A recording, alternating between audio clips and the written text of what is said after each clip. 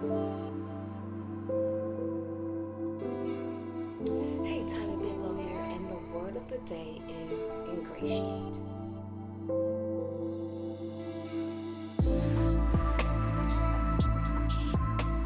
Ingratiate means to gain favor or acceptance by deliberate effort, and it's usually done in a disapproving way.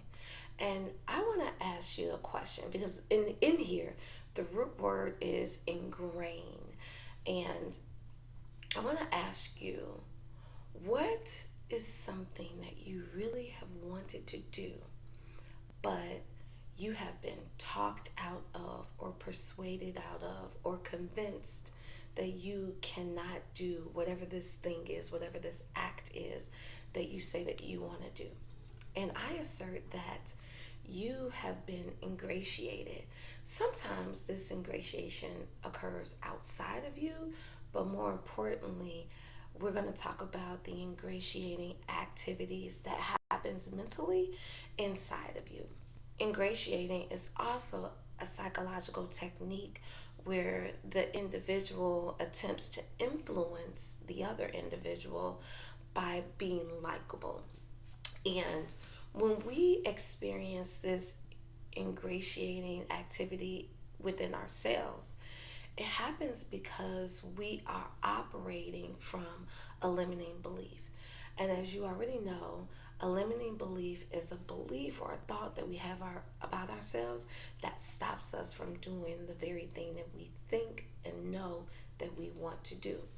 So if we look at ingratiating, we want to definitely look at the opportunity, or we want to look at how allowing our limiting beliefs to lessen the validity of the call in our lives robs us of true happiness. Now, if there are activities and things or a way of life or a way of being that you feel called to do, but you stop taking those actions because you allow those limiting beliefs to stop you, then we want to talk about 4 different steps that you can take where you can apply these steps to help lessen your fear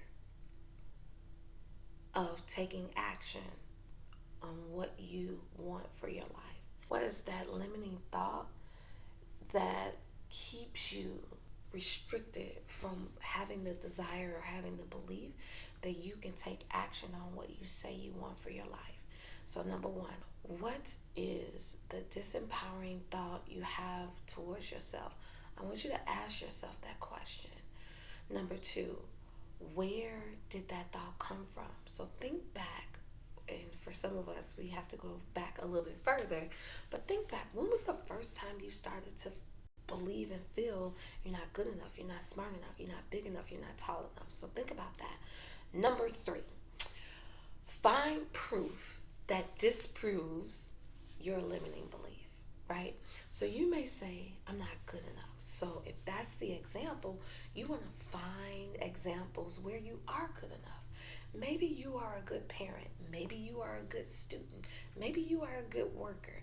Find those things, anything that can disprove the limiting belief. And then fourthly, focus on that. Set up a regimen. Try to make sure that throughout the day you're focusing on the good, the positive things that happen towards you. When you first get up in the morning, when you first wake up in the morning, create a regimen to focus on the positive. Make sure you're having positive affirmations to yourself. During your lunchtime, make sure you're focusing on those same things.